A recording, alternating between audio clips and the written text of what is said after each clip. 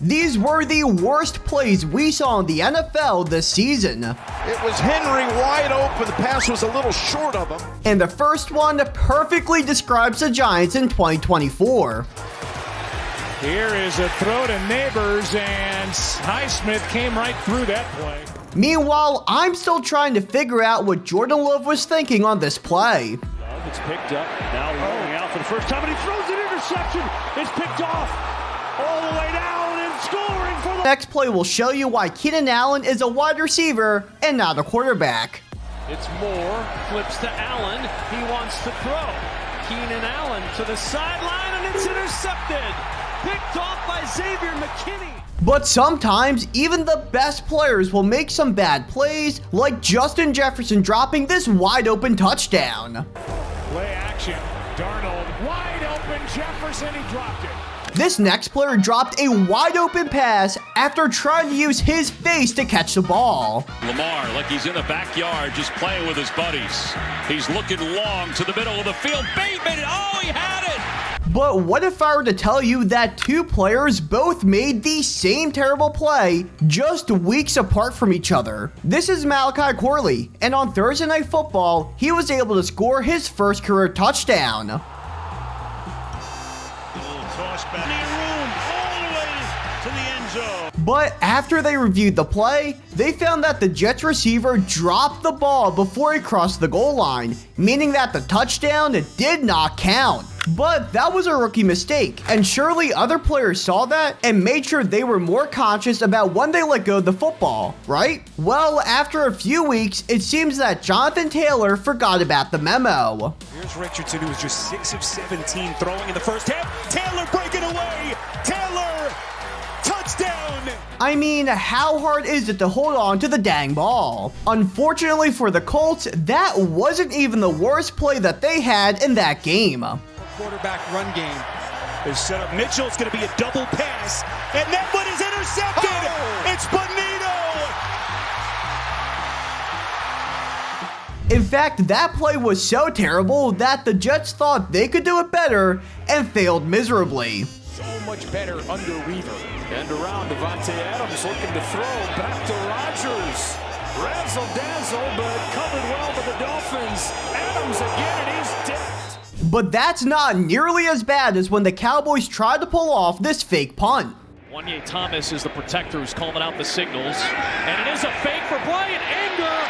And you know what they say, insanity is doing the same thing over and over again and expecting a different result each time. Here he's there for Dallas. Here's a fake. The pass is caught but short of first down yardage. Even the Super Bowl champions tried to get tricky themselves and instead got blown up immediately. Smith in the slot, Brown wide right. And a little trickery here, but nothing doing. And now that we are in the top 10, these plays are going to be so much worse than any of the ones you have seen so far.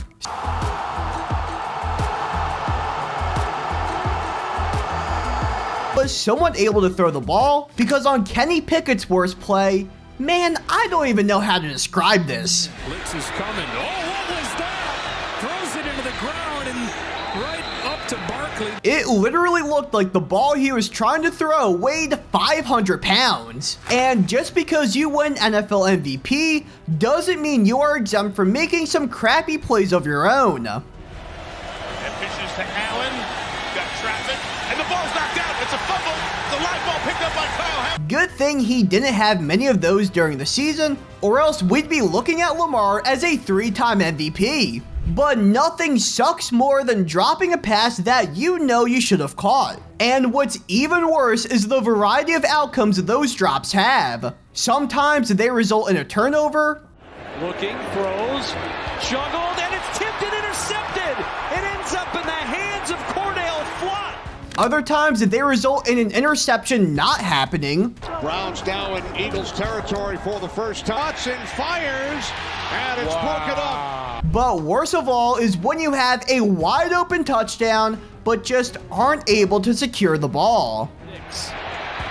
Looking deep. Oh, he's got Franklin wide open, and he can't pull it in. However, this next player just seems to be filled with nothing but bad plays. This is Levis, and despite his potential, he seems to be making a name for himself for his mistakes. Whether it's throwing game-losing pick sixes, On 3rd down and 6, here they come. And Levis just falls right into his lap. Flakes it ahead, it's picked off. Tyreek Stevenson will give the Bears the lead on another defensive play. or trying too hard to make something out of nothing, 3rd and goal. Levis looking. Levis tripped. He tried to shovel it. That ball is free, and the Jets have it. or getting absolutely demolished and fumbling the ball. Levis, pressure, and he's blasted. Ball is out. Still loose on the turf. Packers have it. It seems that every week, Levis is making a play worse than the week before, and it doesn't help that he manages to look hilarious each time doing so. But none of those are as bad as when a player got instant karma after taunting some fans. In week 8, the Commanders pulled off the play of the year after Jaden Daniels threw a Hail Mary to win the game as time expired. Here comes the Hail Mary with the game on the line. And the ball is caught! That right before the ball was snapped, Bears corner Tyreek Stevenson was caught taunting Washington fans and continued to do so as the play was going on.